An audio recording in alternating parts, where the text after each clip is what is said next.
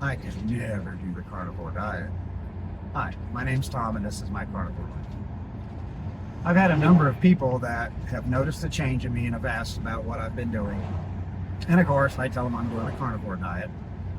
I don't blurt that out right away. I just start by saying, well, I changed the way I eat.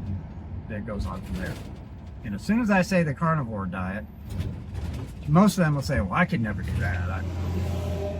I couldn't eat just meat. Well, of course you can't, because you're a carb addict. Let's face it, you can't go a day without eating some sort of carb, whether that's bread or fruit or a candy bar, or whatever it is. You just can't do it. And it's no different than somebody addicted to crack cocaine. It affects the brain in the same manner. It satisfies them dopamine receptors, and you feel good because you had that quick fix of your favorite carb, and there you go. So now, if you're a carb addict, you can't go carnivore because you're addicted to carbs, you're addicted to sugar. And there's no way to simplify that. And the people who finally do decide that they've had enough and they try carnivore find out that within the first week or so, the cravings for carbs are gone. Some people are just a day or two. When I started, I went full on carnivore. You know, one day I ate carbs, the next day I didn't. And within probably 2 or 3 days, I had no cravings whatsoever for any kind of carb. None. And it's pretty much stayed that way. And I ate pretty awfully. Yeah. I probably ate fast food 2 or 3 times a week. Occasionally, a couple times a week, I'd have Pop-Tarts, chocolate milk in the morning, M&Ms. I'd have a candy bar a couple days a week, chips at night. I was a snack hound. When it got to be about 7:30, 8 o'clock, I was just digging through the cupboards trying to find something I could snack on. Doritos, or potato chips, or Funyuns, Bugles, whatever I could get my hands on. And I knew it wasn't good for me, but I was addicted to carbs. And that was my fix, was having that late night snack.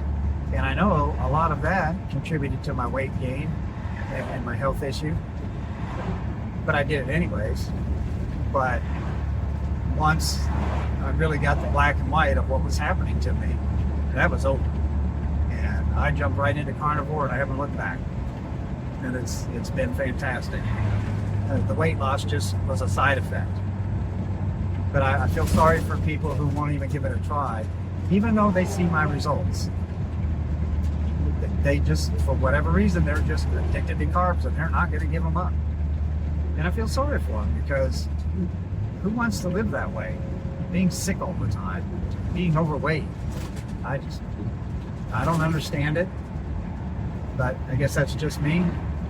I guess I'm wired different. I don't know. I think people will eventually start looking for answers once they get past a certain point.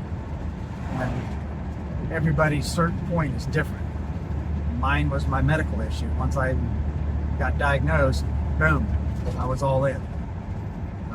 Some people, I mean, I've known people that have actually died from their type 2 diabetes and never changed a thing. Now, that baffles me. It's like, you know, self-inflicted suicide at a slow pace. Why would you want to go through that? Having toes amputated or your foot amputated. Is that not a wake-up call that you need to change something? You know, I've known people that their nightstand has 25 medications on it. Why would you want to live like that? Why would you not try and find the answers as to why you're having to take 25 medications every day? The people with the little pill boxes where they got all their days of the week lined up with all their pills they're going to take. Why? You don't need to do that. You can fix that. Just try the carnivore diet. I tell people 30 days. 30 days, see what you feel like. See how it affects you. And I'm going to tell you 9 times out of 10, after that 30 days, they don't go back. Because they don't want to go back to those pills, feeling like crap all the time, being overweight, and being on medications that are popping pills 3 times a day, they don't want to go back to it. And kudos to those that figure it out. So saying I can never do carnivore, all it does is tell me you're a carb addict. You're no different than a crack addict.